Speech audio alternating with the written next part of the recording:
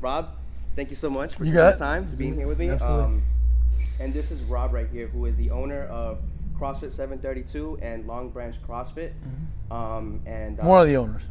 One of the owners, and yeah, it's a pleasure having you. Appreciate you having me. So, I guess we can start off by, kind of knowing who you are, like, how'd you, just growing up, who was Rob? Okay. And then I guess we can follow that with how you got into fitness. Growing up, I was a pretty athletic kid, active, always did sports, always, was doing things. I come from a family that was pretty athletic. I was the chubby kid kind of growing up, not necessarily fast, not necessarily, high skilled and all the things that I may have done, but, I always played and did things and I guess challenged myself as a kid. So, and then fitness just kind of came along with that, but only to a point where you start delving into it deeper is where you start to feel like you really like it, because Right. a lot of times, in high school playing football and that kind of stuff, you were kind of forced to go to the weight room and do things, but For sure. you weren't taught the right way. You were just kind of you were there doing what everybody else was doing. It wasn't necessarily like any rhyme or reason to it. Mhm. Yeah. Okay, and after high school, did you continue with football, or did you kind of just stop and kind of transition to After high school, I took time off. I worked. I was hanging out, going out, eating like shit. Got big. Yeah. I mean, not big, but I was definitely overweight and out of shape for sure. And I think one day I got in the scale. I was like, holy shit! I'm like, I was like 240 pounds, and I was like, well. And of course, it doesn't. Like 2-3 years go by, and you don't realize like, wow, I didn't realize I was that heavy. Like, good lord. So, I went on. I actually started with like the Atkins Diet was one of the first things I did to kind of start leaning out a little bit, and then I went to college. I went to Rutgers, and I started working out there, and that was where I started really getting into being more fit and doing things and being more active, playing intramural sports, and being in the weight room and doing stuff like that. Yeah, especially like if you had friends back then, like in college, like where you were lifting, you could like lift together. And Yeah, it was fun. That could be definitely fun. Mm-hmm. And you say you went to Rutgers, right? Mm-hmm. What'd you major in Rutgers? Majored in environmental policy. Wow, And I minored in psychology, which I use way more than For sure. Yeah, because in the business, you kind of need to understand people, especially when you're hands-on, and you're dealing with customer service a lot. Like I think it really matters. Helps. I kind of wish I did that too, but at the same time, I'm just like, who knows? Like I can't really think back because I majored in supply chain. And I went to Rutgers also. Okay. Yeah, the one reason why I majored in that is because my initial thought was to go in into the business school.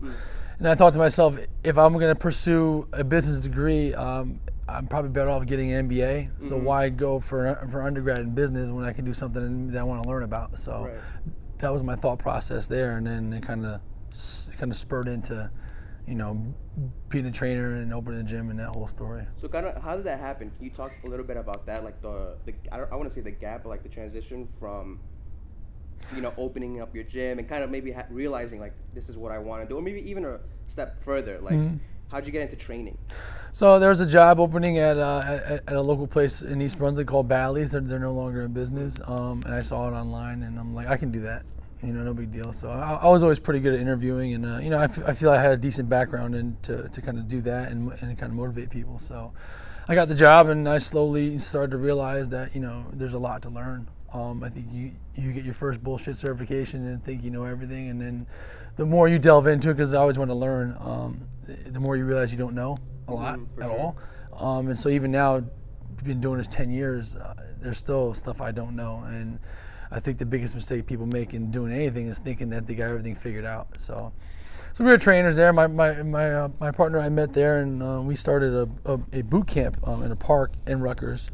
So you met your partner at this gym that you were training at. Mm-hmm. So was he a trainer as well? We were both trainers, so we kind of hit it off. We always hung out. We're good friends. And I started this boot camp up, and I said, hey, do you want to do this with me? And make some extra money on the side.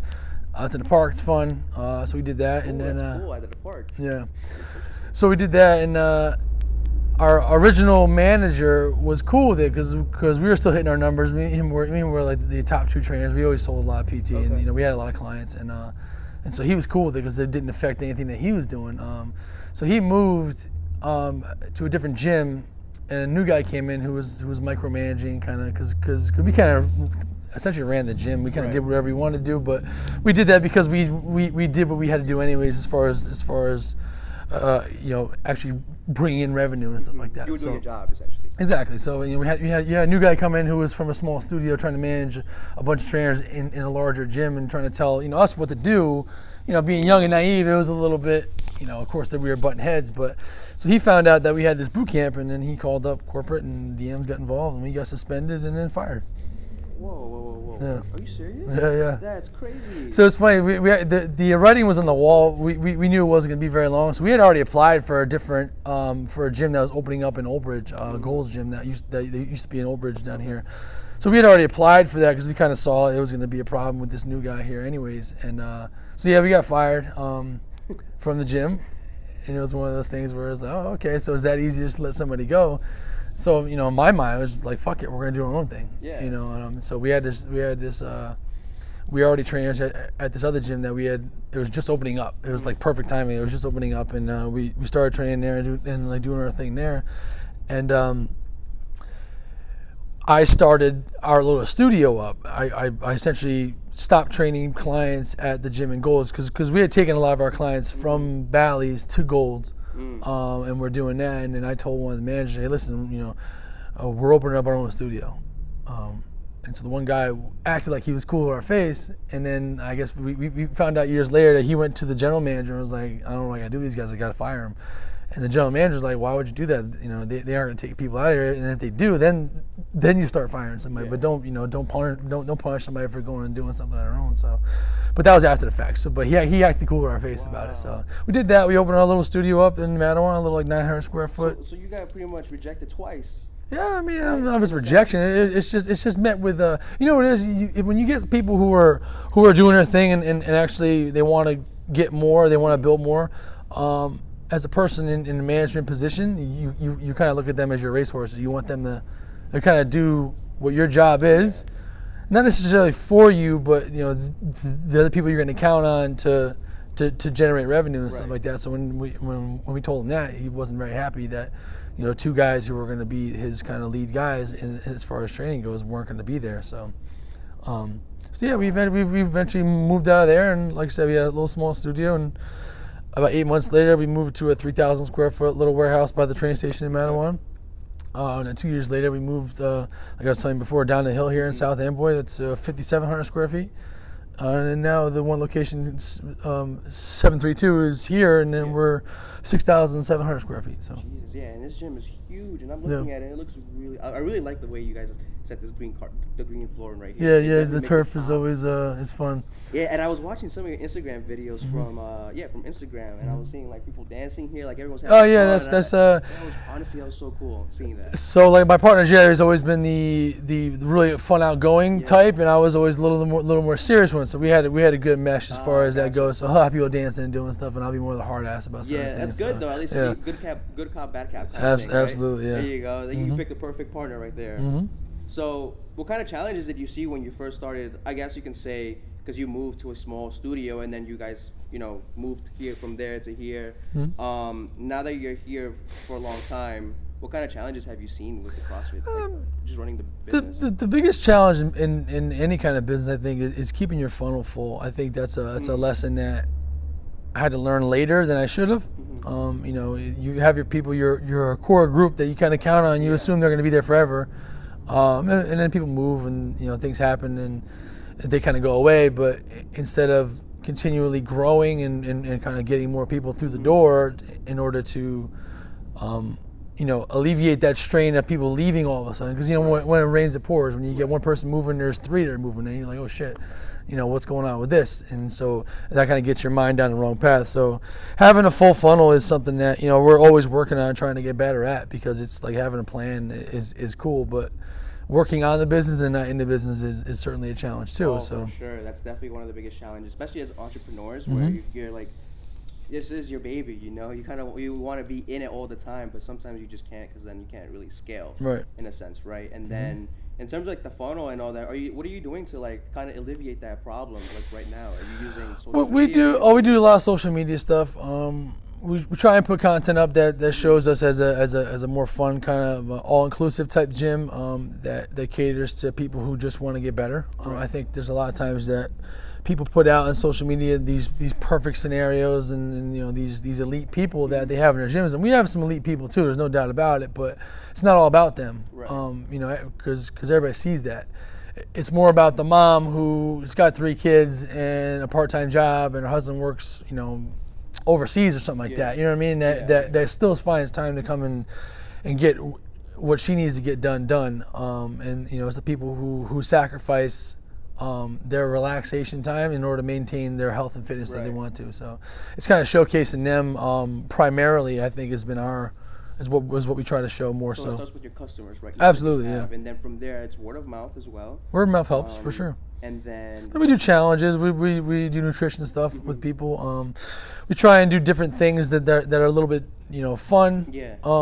To kind of get people to walk through the door, because essentially once you get somebody who walks through the door, they're usually pretty much sold on the fact that they're going to be training here. I mean, we've had people who have followed us for years on social media and then finally came through the door. So as much as you think it's just a quick fix, and again, I'm guilty of this too, it's a continually, you got to keep chopping wood. So you're a Rutgers guy too? Yeah. So while I was there, they were really good at football. Oh, no, right now they're right. horrible. So I was there, they're really good at football, and we always went to the games, had a lot of fun. And one of the things that the Coach Ciano said when he was there was, when you find yourself in the woods and all you got is an axe, what do? You just keep chopping. So I think that's the thing that we try to think about on a regular basis, just keep chopping and keep putting stuff out and keep showing what we do. For sure. To not be obscure. I think it's easy to kind of rest on your laurels and become obscure as far as that goes. So again, it's always constantly getting smacked in the face and learn that it hurts. It's always a constant battle with that. But essentially, it's you push a stone up the hill and you stop pushing it, and it rolls back down. Yeah.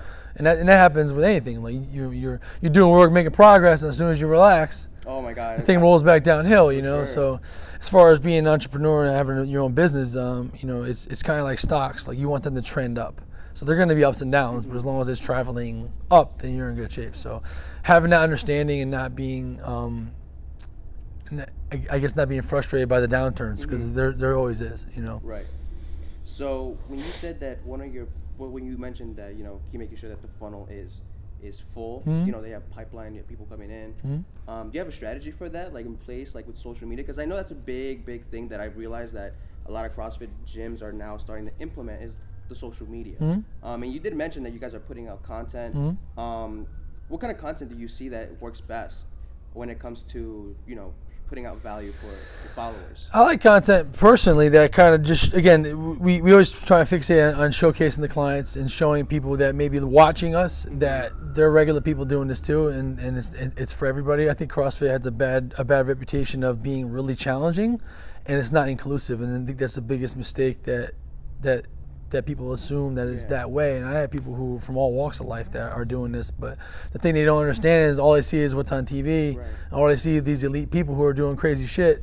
When they don't see, we have 65-year-old dudes who are retired doing this stuff, and we just scale the movements back for them, and they can participate with these young stud athletes who are getting after it. You know what I mean? So I think that's the biggest challenge. And again, we try and showcase the people who are just everyday average people who just want to train hard. Got it. Yeah, that makes complete sense. Because when like I said before, I was watching your Instagram and your Facebook page, and your Instagram really I really enjoyed watching.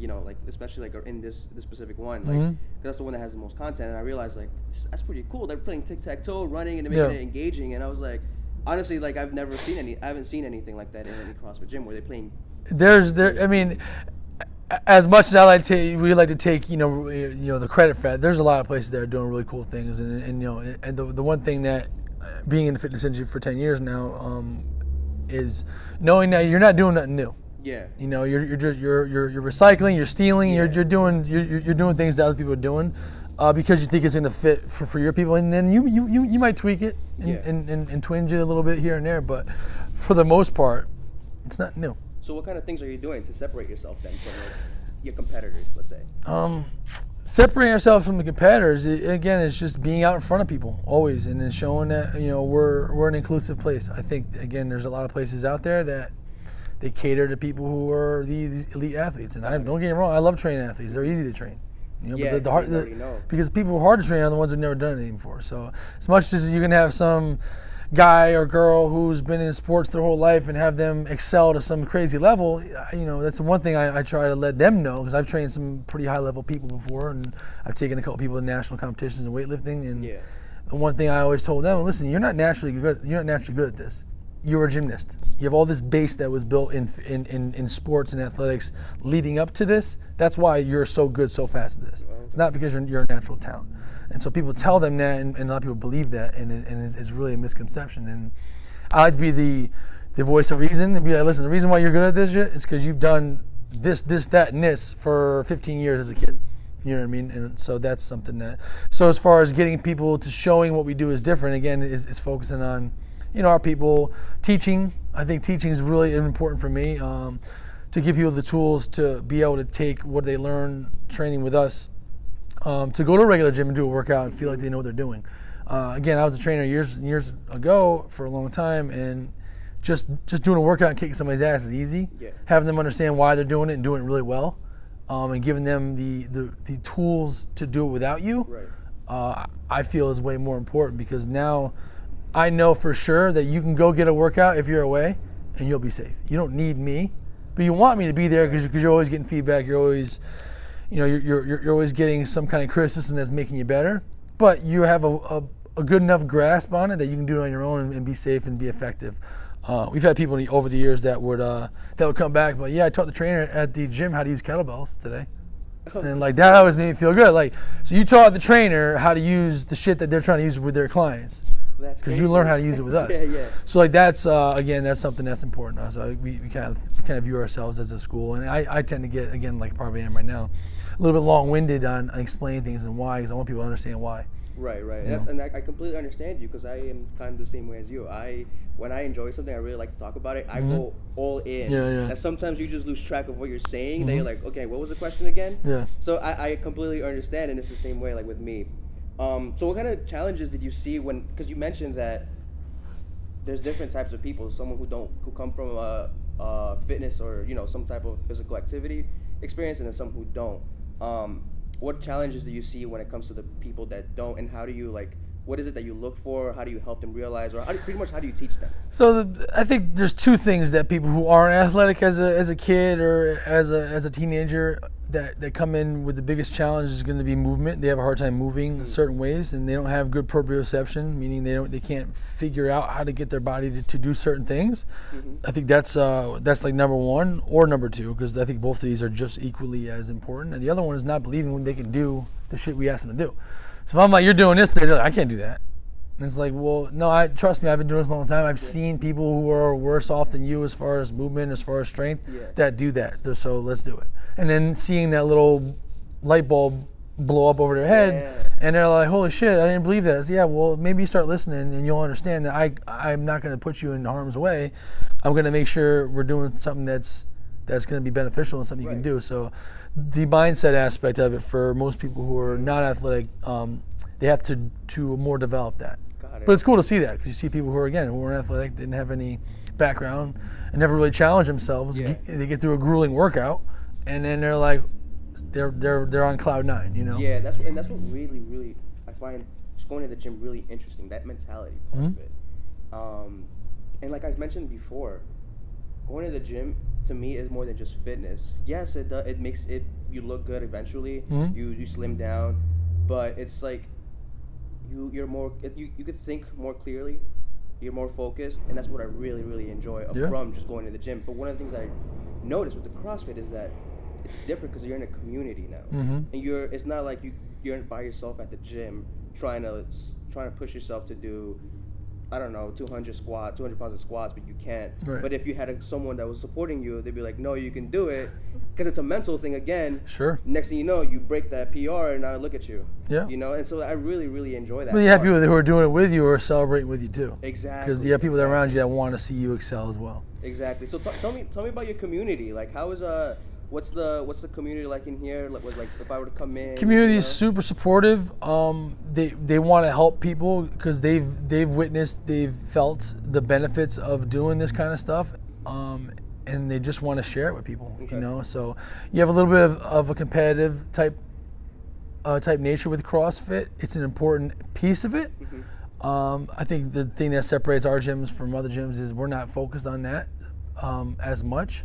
Like, it's good to compete, but more importantly, you're competing with yourself. So if you and I are doing a workout, I might use you to pace myself, and I might try and beat you in a workout, but that's not my only motivation. I think it's trying to get through to people that it's not just about beating some other fish in this little pond. Because when you watch TV, you watch these athletes that are competing. Right. The shit that you do in this gym and the other gym in Long Branch, and how good you might feel beating, again, some other small fish in a little pond. You look out in the ocean, and these people are absolutely animals. So using that as your primary driving factor for people is always going to be a losing situation, when it should be a little piece of it. The other piece should be, I want to get better. I want to excel. Maybe I'm not going to PR today, but this lift's going to look really good, or that workout's going to feel really great because everything was smooth and I breathed properly and I wasn't blown up afterwards. Got it. Okay.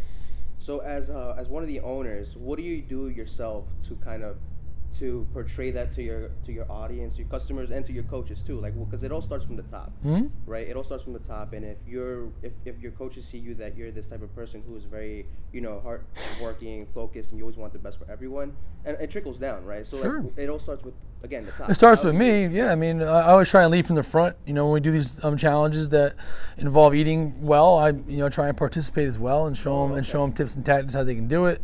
I'll jump into classes and do workouts with people. And again, I don't mind getting beat by people. I don't need to prove myself to others, but I'm going to do it really good. And I'm not going to sacrifice technique for intensity and just to beat somebody in the gym. I want to show them, and listen, I'm right with you beating me, but best believe I'm going to look really good doing it. And you're going to look at me like, wow, Rob really takes the time on certain things to make sure he does it well. Because I don't want to get hurt. I've been hurt. I've gotten tweaked and whatever and things like that. And so it's not something I want to show them it's okay. Because in my eyes, it's not. I want you to train. I don't want you to get hurt so you can't train.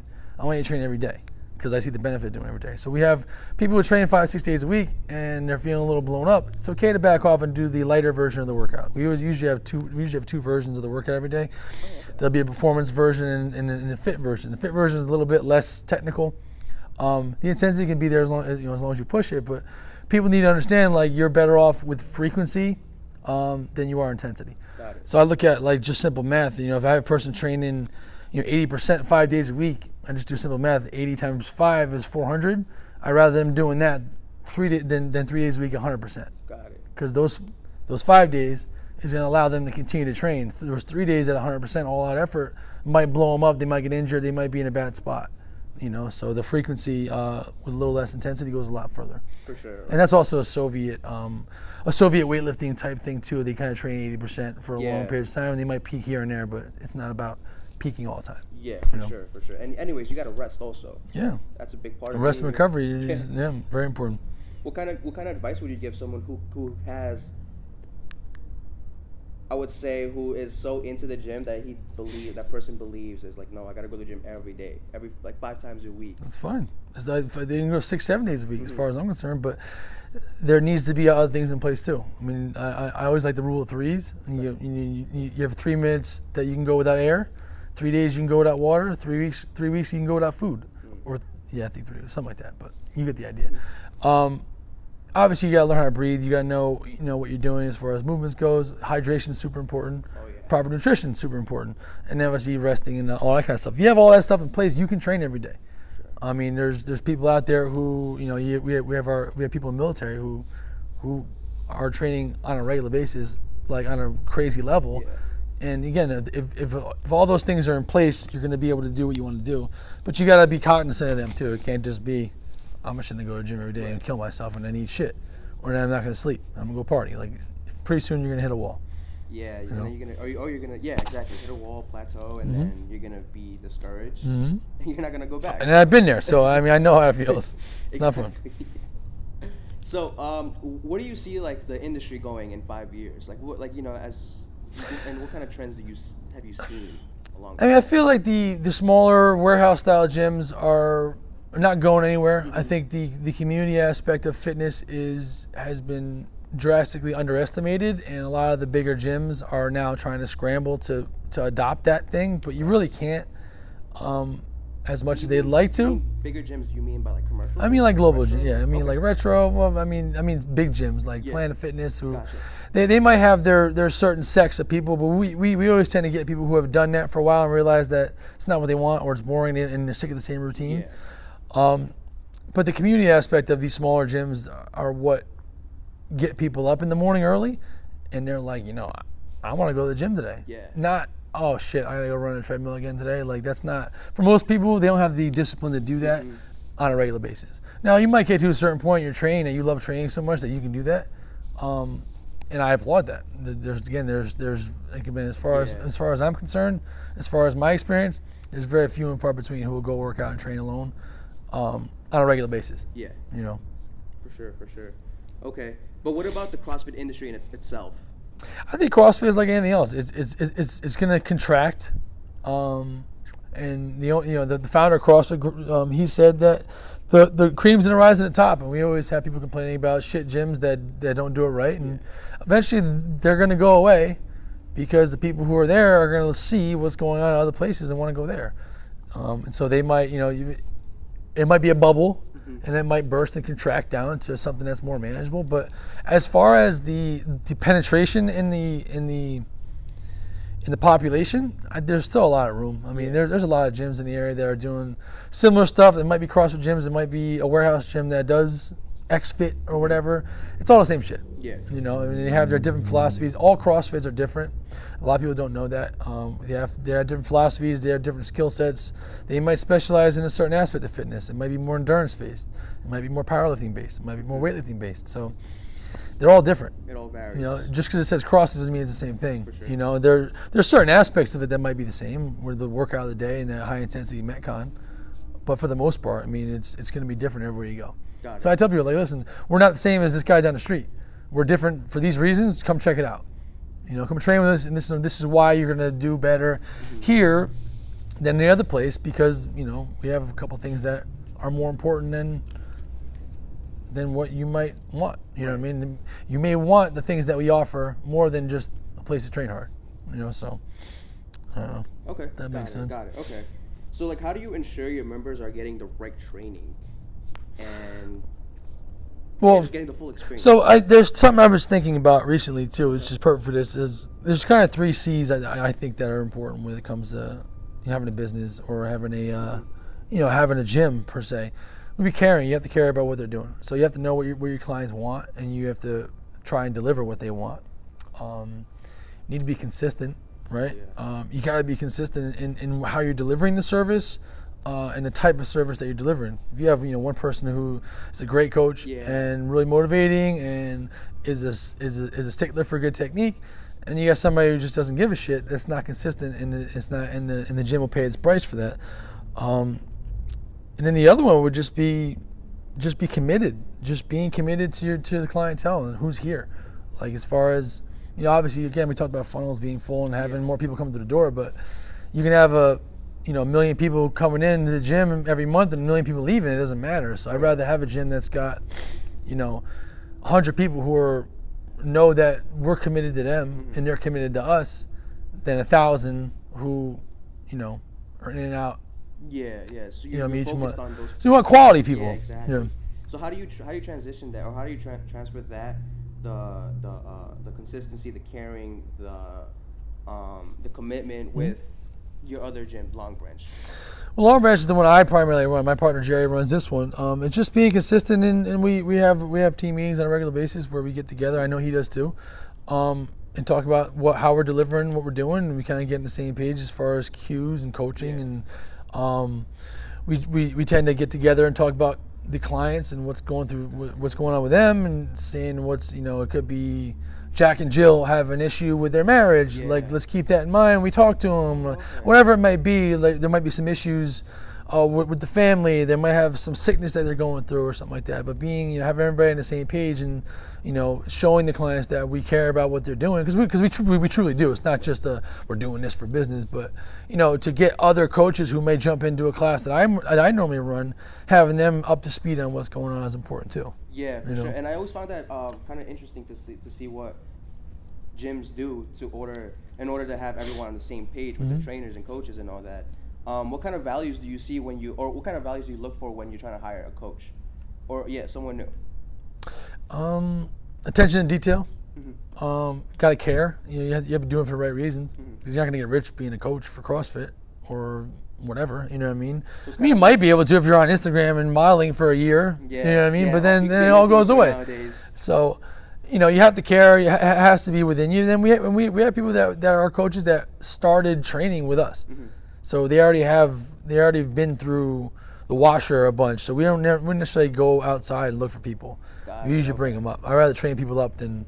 So you rather train people who were customers before, and then kind of like if they're into it, and if they. You can always see. You can always see. You say, listen, you be Johnny. You'd be a great coach. I think you should get your level 1. And you should start looking into this because we'd like to have you on a team. You should be a good asset. See, I like that. I really like that because it shows that you care. Honestly. Exactly, because you were a part of it, and sometimes you get your issues with people not liking that you're now a coach. When that happens here and there, but all it does is take a little time for them to understand that you're doing it for the right reasons. Got it. You're not doing it to be like in charge. You're doing it because you care and you want to see people get better. So how do you handle things like that when it comes with your customers and your coaches? I'm sure there's been times where like you've had to deal, you yourself as a coach before, where you had to deal with a specific person who you're training. You see something like an issue arising. What kind of things would you put in place to kind of alleviate that, or what have you done previously that you kind of like? I wouldn't say, that you would have done differently. Well, I think nipping certain things in the bud when the issues arise that could spawn into something more is important. I'm pulling somebody aside and be like, listen, I'm hearing this. This is not the right place for it because we've had our issues with the gossip kind of high school bullshit, and then we've gotten way better at getting rid of that because that really puts a cancerous type feeling in the place, and that's really no good. As far as being a leader and being on top of that and not letting it kind of fester is important. And then, when you have issues with coaches and clients individually, it's, pulling the coach aside and figuring out what the issue is and letting them kind of figure out what the best course of action is and what the mission of the gym is. Right. The mission of the gym is X. Is what you're doing furthering that mission. If it's not, then you got to stop doing what you're doing. For sure. Is it hurtful or helpful? I want to talk more a little bit about you. I want to like pick your brain. I want to see what things I can learn or the audience can learn from. You've been this for a while now. You've been in the industry for a while now, and what kind of routines or how do you structure your day to get to balance your personal life and kind of in your business life as well? And we could just start from there. I just try and get up early in the morning. Spend a little time with myself. Kind of reflecting a little bit. I haven't done anything this week early in the morning, but last week I ran 5 days on a boardwalk down Long Branch with a weight vest on at 5 in the morning. Then I would go run class at 5:30. So that kind of wakes me up. It gets me. It's alone time too, which I think is important. And then just kind of planning out, having some sort of structure to your day, some sort of again like an outline, and then kind of going through with that. I see you have a book, and it looks like you like to. Yeah, I always writing shit down. I try to. Again, I'm not perfect at any of this stuff, but. Are you more of a writing things down or typing things down? I like writing. Because I feel like you absorb it. Yeah, then there's a connection, right? There's a connection when you're writing things down. I get up early. I like to read a lot. I try and read a lot. I mean, again, I'm not. So the reading part, I think that's really crucial, especially, when for someone who's looking into personal development. Becoming a better person. Obviously, when it comes to coaching, you have to kind of do that already, so that you can transfer your energy, that to the members. To the members, yeah, exactly. So, what have you done to kind of like grow your personal development? I guess you can say, for lack of better words. Yeah, again, a lot of reading, a lot of studying, a lot of watching people who I admire. I think you want to emulate people who you look up to, as far as that. And there's a lot of people that I look up to, and as far as buy their books. I mean, geez, who is it right now? I mean, there's tons of people. I'm a big fan of Jocko. I'm sure you know who he is. Read his books, like his podcast. Obviously Tony Robbins is always great. I'm listening to him now. I mean, I ebb and flow with different people, so it could be. Gary V? Oh yeah, certainly. I like him. Yeah, absolutely. I've read. I forget what book it is I read. I've read one of his books. Crushing It? I have a couple other books. Yeah, I mean, they're all. This all good stuff for sure. I mean, it's all about who speaks to you. Right. You know what I mean? So, And that's the thing. It's all the same shit. Yeah, it's all the same. You know what I mean? So the one thing people think, they're like, oh, this guy's telling me some news. No, it's all the same thing. It's just, does that voice speak to you? Yeah. You know? So yeah, there's lots of books I've read that I really like. Which was one of your favorite, if you had to pick? I'm putting you on the spot right now. now. Big time. I mean, yeah, I'll tell you mine. Mine's The Alchemist. I like that book. Great book. Love that Really book. good book.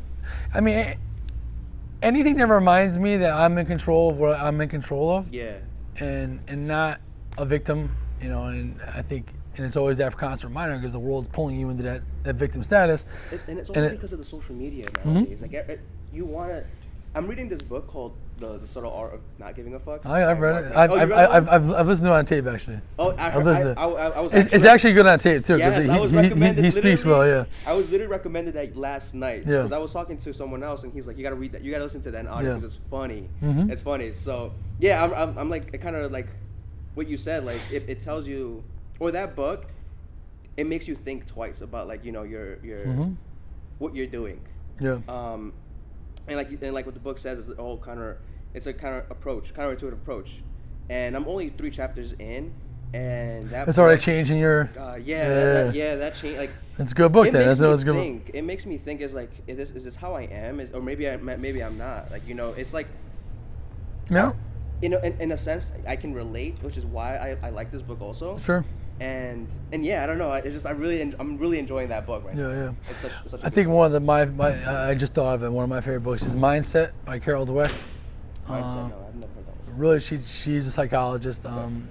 Makes sense. Yeah. And she talks about the fixed mindset versus the growth mindset. Okay. And if you read the book, you'll slowly start picking out scenarios in your life where you realize you might have been a fixed mindset person. So essentially what it means is like a fixed mindset person would be somebody who believes they have this innate talent at something and they're just good at it. Like you're so smart, you're so good at XY sport. And because of that, if something is challenging, then you won't work to getting better at it because you've been praised for being talented by your parents, by your peers, by whoever else. And when something is challenging for you, you won't work to get better at that because you're just not good at it. It's exactly what the book was saying. Right. That was what it reminded me of because all that shit comes from her. Yeah. Well, not necessarily her, but again, that mindset thing is a very prominent thing in psychology. The other one's a growth mindset, is believing that you're good at whatever you work at. So the whole 10,000 hour rule. If you read that book, it talks about not 10,000 hour rule. It's called but the one book talks about the 10,000 hour rule. Like you have to work 10,000 hours at something in order to be good at it. To be like to perfect it essentially. Right. Well, you're never gonna perfect it, but yeah. So like it's all about that, understanding that, and then looking back, like, oh yeah, that's probably why I didn't try to do this thing, because I thought I just wasn't good at it. Instead of having the mindset of if I work at it, I can be good at it. Right. So like I know that I could be really good at podcasting, right? But I have to work at it. Yeah, it's not something you just do it and you're good at it. You gotta put out a whole shitload of content and good at it. So understanding that and applying it to your life goes really far. And you see it with the clients I deal with. A lot of them just think that I'm just not good at this. Like, why are they so good at it? Well, they've been doing it for fucking 5 years. That's what they're good at. What makes you think you should be good at it? I'm constantly telling people, like, what makes you think you should be good at something? Makes sense. Can you logically tell me how you should be good at it? Oh, because I'm just good at stuff. Well, yeah, that's not how it works. Yeah, So you look at any elite athlete, because they're always the easiest ones to look at. Like, there's people who work really hard, and everybody doesn't see the work that goes in at night behind the curtains, behind the screen. They don't see that stuff. They just see the performance. Right. It's kind of like the whole social media stars. Like, they're like, oh, this person just blew up by putting shit on Instagram. Like, how much work do you know that they put in before that? You don't know. You're seeing a highlight reel. That's all it is. I mean, that's what social media is really, just highlight reels. And it goes back to like what also Gary says a lot: document and don't create. Right. Documenting just literally put. No, I like that. I like what he says. That's right on. It's perfect because like you're not thinking, you're just yourself. Right, but but you're doing it just to do it. You're not doing it for a result. Exactly. And I made that mistake doing certain things for a result instead of just listen. This is who I am. This is it. And this is exactly why I started this podcast. You know, because I'm kind of the person that I'm a perfectionist. Yeah. And it's something that's one of my biggest weaknesses, and I'm working on that right now. And by doing this podcast with you is my form of fixing that. Yeah. You know, and it's also going to be a form once I put it out there and the public sees it. Yeah. You know, I know I messed up plenty of times during interviews. Right, but then it's genuine that way. But exactly, you know? exactly, and it's just like that's just me. You know, I'm gonna have to. That's the whole Gary Vee thing too. You look back at his shit when he first started putting content out. It was terrible. Yeah. You know, it was but it doesn't matter though. No one's going back 10 years and looking at his content. Oh yeah, look at this idiot. He sucked back then. It took that long. I don't know how long he was been around exactly. for. But so, who would you say is like your greatest teacher in life that taught you what you know now, and you hold close to your heart, and you kind of like live? I guess you could say live by that motto. It could be two different things. Well, I always looked up to my grandmother. She's a very hard worker. Always had proverbs for different things, and you know, as a kid, you hated hearing them. You hated hearing these little quips. She's like, yeah, I get it. And then you get to be older, you're like, it rings true, and you're like, shit, man. She was right, you know what I mean? So like what? Like what she said? Like, there's tons of them, Jesus. But I had to think about one that would pop out in a particular circumstance. There's so many of them. I can't. Obviously, when I'm put on the spot, it's hard to think about one particular. But I certainly no worries. I'll certainly pull one out because it'll come to me. But it's just silly stuff where you're just like, yeah, of course, we know that. It's the simple stuff that everybody knows, but you don't apply it. You have to apply it. Knowing doesn't mean shit. So like, I'm a little older than you, but like G.I. Joe was my shit as a kid. Okay. They had a whole thing. They had the whole little things, and it was like knowing is half the battle. Well, yeah, it is. Like knowing is great, but you got to do shit. Right. I always like to think about having good ideas. Like there's a lot of good ideas that are in the graveyard. Doesn't mean shit without execution. Right. You know, that makes so. Sense. And a lot of people struggle with that part. Yeah, well, I do too. I'm not. Again, I'm guilty of all this stuff. What have you done to like kind of get yourself to execute? I think again, this is what you're doing too. You're executing. You're not like, oh, it's not perfect. It didn't work out. I'm not gonna put this up. Just do it. Right. Just do it. Just do it. You're never gonna be perfect, but you're better off. And it's something I've learned in business because I applied for permits and building inspectors and whatever, all the bullshit no one knew about. Okay. It's better to ask for forgiveness than it is for permission. Okay. So just do things, and if it's not the right thing, you say, you ask for forgiveness instead of going before you want to do something and ask for permission. And I think when you overly plan things, you're asking for permission to do with the things that you want to do instead of just pulling the trigger and going. You know. I never thought about it like that. Yeah, so you're just doing it. You're not like, I gotta make sure that these mics are the best mics they got on Amazon, or I gotta get a good camera and the tripod's not like. Just fucking do it. Right. Like prop that up against something and just do it. You know. So that's kind of what I think moves people further along the way than thinking about getting perfect. Okay. So before we start, I guess wrapping things up, I have a few more questions. If you had to change one thing about your gym, what would that be? And then the follow-up question would be, if you had to change one thing for your personal life, what would that be? I'm nothing too crazy. Like no, I get it. I'm gonna say what one thing I changed with the gym. Ooh, it's a loaded one. Yeah. I changed with the gym is, I think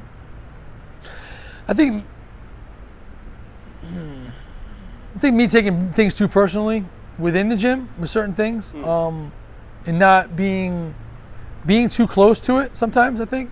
Okay. I think I'd be allowed to be a little bit more detached and a little more of a businessman with it. Got it. Okay. I think that would be something I would change, if not just move towards the other end of the spectrum a little more. Got it. Yeah. So that kind of falls also like with your personal life also. Mm-hmm. It's how you are as a person. Right. Right. You like to be in it. Yeah. You like to you. I'm assuming you like it to be a good quality. Like it's got to be to the point, to the dot. Right. Yeah. I'm very direct. I'm very black and white, I think. Personally, I would just change the fact that starting something and not finishing it. Mm-hmm. There's plenty of things I've started and not finished, and instead of, you have things you just do. I mean, I did a 5-day fast with just drinking water. And it was like, why did I do that? And then, because I made the decision in my mind to do it, it was a discipline thing for me. I wanted to test myself. It was somebody else's idea. They were already doing it. They were going to do it. I'm like, yeah, fuck it, I'll do it. But before leading up to that, I'm like, no, I won't do it. I wish I could change the fact that other things that are like that I would be like, no, I'm not doing it, or instead of like saying yes to things. No, I'm not doing it, or if I'm going to do it, I'm doing it all the way through. So there's been a lot of things in the past that I haven't fully followed through with, which have hurt certain things. I'm a victim of that a lot, actually. Before, I wanted to be a photographer. I wanted to be a videographer. See, you got to change that. I'm a victim of that. You're guilty of that, right? Because a victim, something happens to them. Yeah. You know what I mean? Like, that didn't happen to you. That's true. You're guilty of committing that crime. Yeah. Okay. You know what I mean? You're right. Yeah, so like yeah. that's the stuff too. We get we use certain terminology. I try to take this in my training. Is like you can't use those words. Like just because you thinking a certain way, the word's still a word, has meaning. Right. You know. And as a psychology major, that major. Mine. I'm not a major. I'm sorry. Again, that was a long time ago too. So again, no. I appreciate it though. But you're right though. The wording, and that's another part of the personal development that I'm really taking. Trying to take to the next level, which is the reason why I'm also reading, which is the reason why I'm also out networking, which is the reason why I'm doing what I'm doing, because I want to use the right words, say the right phrases, and it come out kind of, I wouldn't say authority, but just confident. Yeah, but you want to be deliberate about what you're saying. Yeah. You're not just saying things to say it. It's calculated. It's tactful. If I'm saying this if I have something to say, it's important. Otherwise, I'm not going to say it. So again, the further I get along with my personal development, I'm learning to be more tactful. If I'm going to say something, I'm going to say it, and again, not just blow up and just say things without thinking. And then I'm very guilty of that. Yeah. So that's the thing is constantly knowing that you're never done. The one thing I've been saying to people for years now is the whole maturing thing. When are you going to mature? Like you're never matured. The way I look at it is when you're mature, you're dead. You're maturing, right? You reach maturity when you're dead. Yeah. Because there's no longer any room for growth. You can't grow anymore, you're dead, right? So the way I look at it, the rest of my life, I want to be continually maturing. I'm never going to be at the finish line. And we all look for these imaginary finish lines when you climb a mountain and you get to the top of it, you look around, shit, there's all these other mountains I can climb. Yeah. It's not just, I reached this peak. But we're all like, we're sold that idea, and it's in the back of our head, like, once I do this, I'm there. Like, you're never going to be there. And you got to be okay with that. You got to be okay, and that's the part where it's like you got to enjoy the journey, the process. Yeah, right? or you need to start to learn to like the process. Yeah. Because if you don't, it's not going to matter when you get there. For sure. Because you're not going to get there. If you don't enjoy the process, you don't enjoy going to the gym and training, you don't enjoy eating good, you're never going to be fit. Because one day you'll just wake up like, holy shit, I didn't realize I was really fit. Yeah. You know what I mean? Because you were just doing it. It's like it's like you're an athlete, you train, you do things. You're a fit person. This is how fit persons. This is what they do. They eat well, they sleep, they work out. That's just what they do. It's not, once I lose that 20 pounds, I'll be happy. Like, no, it's not. You need to change who you are from the base core of you to make you happy. And then all of a sudden you wake up like, oh shit, I got a six pack or whatever your bullshit goal was in the first place. Whatever makes you happy. Right. So what makes you happy? What makes me happy? I think winning. Winning makes me happy. And what I mean by that is just the fact that what I've done is making an impact. Something I put out there has touched somebody. Having somebody come back and tell me, hey, listen, the shit you told me is something I carry with me my whole life. I've been doing this. All the stuff you've been preaching, I know it didn't seem like I've been doing it, but I've been listening. Like, that's winning to me. Because it's not falling on deaf ears. Sometimes you get in a rut and all the effort you put into people and you want that return. There's one little like spark that you get, and then there's been tons of people that I've impacted that'll reach out to me and they'll keep in contact with me, and they're at different points in the country and the world, and they'll say, hey, listen, just let you know, like, you made a big impact on me, and this is why I am who I am. Like, that's big to me. Yeah, like, that's winning to me. Sure. It hits to your heart. Like, yeah, for sure. Because then you're like, all this shit I'm doing is not in vain. Because you get the point where you're like, why am I wasting my time with this shit? Why am I struggling with the gym? Why am I grinding it out for what? You know what I mean? Like, I don't, not rolling in the dough. It's not something you're gonna get rich doing. We don't do it for that reason. Right. Makes sense. Okay, so I guess to wrap things up, how can the audience find you? How can the audience get in contact with you?